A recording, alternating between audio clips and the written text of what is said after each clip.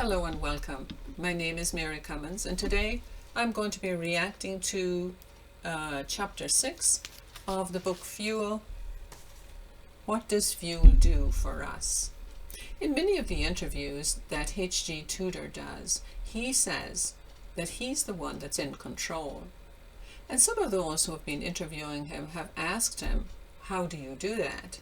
And he says, well, you think that the interview is going very smoothly, very well, and you think that because you're asking the questions that you're in charge, while actually I'm the one, through my answers, I'm manipulating you and getting fuel. And so one fellow said to him, I do feel at a disadvantage because one of the things is Tudor never shows his face. And he said, I can't see your face, so I can't read your facial expressions. And of course, Tudor readily agreed that he did have the advantage over him. Tudor is able to purposefully draw out flattery from those who interview him, and Tudor himself then provides the showmanship. Tudor also admits that there's more to the story. He said people wouldn't be able to handle it. And we're going to follow this thread in this video, talking about one lady who was trafficked in the music industry. Tudor in his interviews is really confessing that he's aware of greater evil, and he hides behind talking about evil in a very persuasive and disingenuous manner. So it kind of flows right by our consciousness. And one of the things that we as empaths need to do is to become aware of what the manipulation is and how we're being manipulated, so that we can do something about it. The elites create a system of abuse that is normalized on the planet, and we have a carnal mind, and this is the aspect of us that finds fault with almost everything. We're just looking for the faults in the other, or we're looking for and putting down our own selves. And so this negativity then ties us into the greater evil that is on the planet. And what we're going to find is that we're the ones that need to change.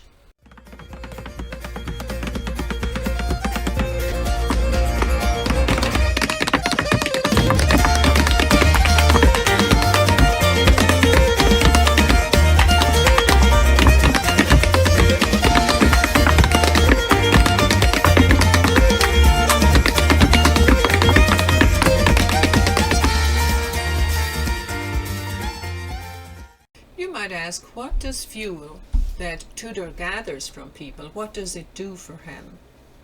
Does it make him feel good? Does he feel admired? And what we learn is that it doesn't do any of this. He says that all he feels is power. He feels empowered to dominate and to subjugate. And as we mentioned in the last chapter, these ones who are high-functioning narcissists with very little to no conscience, these are the types we're talking about as we go through the book Fuel. They have no sense of right or wrong. So nobody means anything to them. So to us that would be a living hell. Tudor has said that he and his type are intrinsically actors, and many of them are in the entertainment industry. And when we think about most political leaders, from the town sheriff on up to the President of the United States, they've all been actors.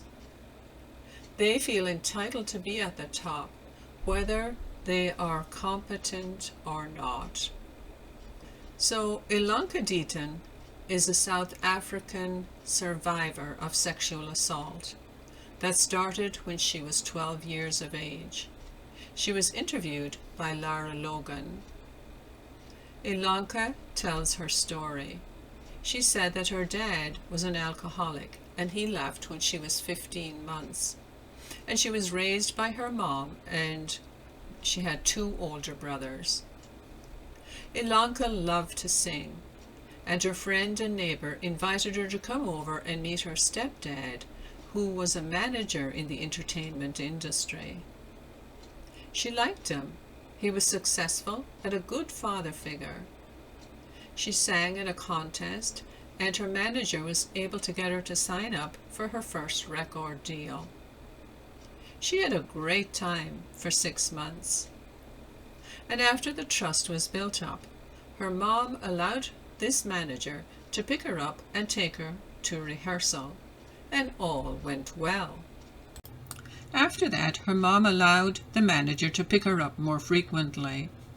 One night in the car, Ilonka started to feel uncomfortable and sensed that there was something wrong, and asked him to take her back home. He refused. Then later, he proceeded to brutally and violently rape her. He covered her mouth, and she couldn't breathe. He was silent, and in that frightening silence she said that she came face to face with evil, and that the spirit of Satan possessed this man. He then threatened that he would kill her mother and her brothers if she ever spoke up. When she was dropped off, and as she walked into her home, she thought, "Mom is the only one I have," and she resolved then and there to never mention it to her. She locked herself in the bathroom and scrubbed her skin for weeks, and the smell, nauseating. Friends at school believed that she was living an exciting life, yet she said she carried a great weight and knew that she could have been killed with the extreme violence of the act. Mom was beside herself. What had happened? She called the manager, and he lied, saying, she was fine at rehearsal, even though there had been no rehearsal, and said, "Let me talk to her." She passed the phone to Ilonka, and he said, "Are you being a good girl?" She said, "Yes, sir," and handed the phone back to Mom. 3 months later, it happened again, then weekly, until she was used as a gift to others in the industry.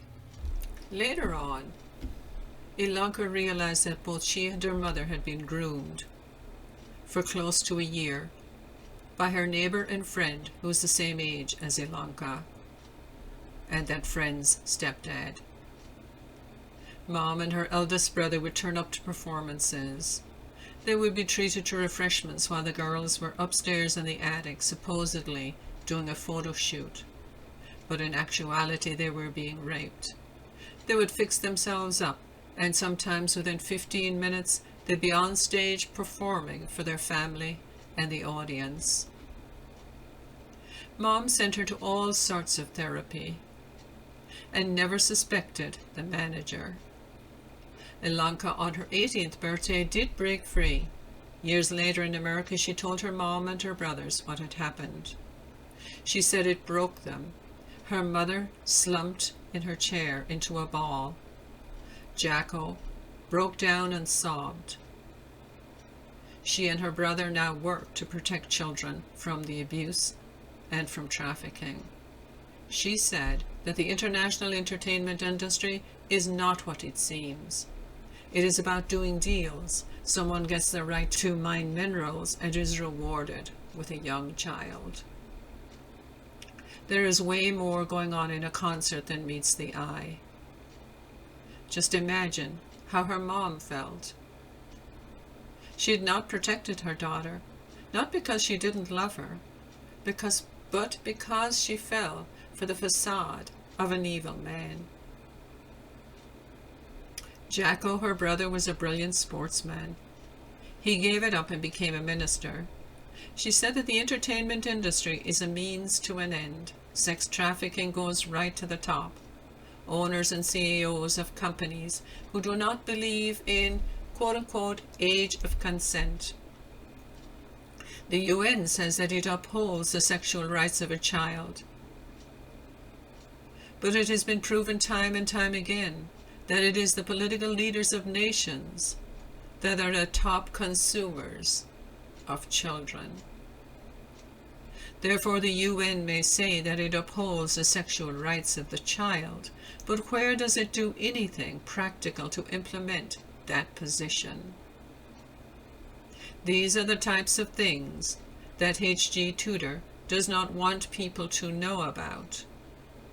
And this is just the tip of the iceberg. H.G. Tudor, in Confessions of a Narcissist, says, quote, "I am completely incapable of accepting that I have done anything wrong, because as I have explained, I am not subject to the usual rules and conventions that bind people like you." End of quote. Therefore, this idea of age of consent or any moral position is subjective. H.G. Tudor has a worldwide audience and aims to weaponize empaths globally. Scott Peck talks about this evil, saying that when someone manipulates you into being your worst self, that is evil. And here is a quote from People of the Lie by Scott Peck. Quote, "Evil as the use of power to destroy the spiritual growth of others for the purpose of defending and preserving the integrity of our own sick selves. In short, it is scapegoating. We scapegoat not the strong, but the weak. For the evil to so misuse their power, they must have power to use in the first place. They must have some kind of dominion over their victims." End of quote. Now, they have power over anybody that's in an intimate relationship with them, or even their children. Or they tempt you by promising you success beyond your wildest dreams, whether you're a singer or a content provider, and are good at what you do. They may manipulate you into doing something evil while recording it. And now they can blackmail you and continue applying pressure. The Star Wars movie series helped us to open up to the idea that perhaps a renegade band from other star systems may have come to Earth in ancient times. Then we have Zecharia Sitchin's incredible book, The 12th Planet, talking about gods who are technologically superior but spiritually bankrupt, coming to Earth over 2 million years ago. He has archaeological, astronomical, and historical evidence to support his claim. These gods created a humanoid race that looked like us, but are programmed to control us and use strategies to teach us the way of death and destruction, rather than life. These are cut off from God and focus on the material and sense consciousness. They are separated from spirit, from their higher self, and have no creativity or kindness. They fear being alone or apart, and have changed the perception of the empath in society as a whole, and moved us culturally and individually toward their way of thinking. They have even manipulated the genetic pattern. They have programmed our thoughts to be materialistic and sense-oriented. They prefer human automatons that can be controlled and set themselves up as gods to replace God reality. So through this programming, we have automated ways of relating to the world around us, instead of the God-given pure mind that we had originally. It's known as the carnal mind, and it's a false identity that is behind the identity that we present to the world. It is a not-self that tricks us into believing that it is ourself. It makes us do what we shouldn't do, then punishes us for doing it. It is the mental animation of the dweller on the threshold. In psychology, some have identified it as the shadow self. In religion, the Buddha called this intrusive internal individual Mara. We can all recognize it through its continual put-down of self and others, while simultaneously self-aggrandizing and engaging in vain competition. It is a master manipulator who will fight, steal, cheat, and even kill to stay in control. This carnal mind is the enemy within, and this is what traps us in the projection and counter-projection. So in conclusion, The narcissist that you know casually may appear to be a really nice person, church-going, upstanding member of the community, and at home behind closed doors beats up their partner. They don't need the facade when they're at home. For empaths who have betrayed themselves by engaging in wickedness of their partner, they start to feel ashamed about how they got trapped in this nightmare. It is more than they can bear. They don't want to acknowledge it even to themselves, let alone confide in a friend. Besides, many victims describe how their friends think that they're exaggerating, as these friends think they know this individual, and they have never encountered this type of violence and cannot acknowledge that such a thing could be going on.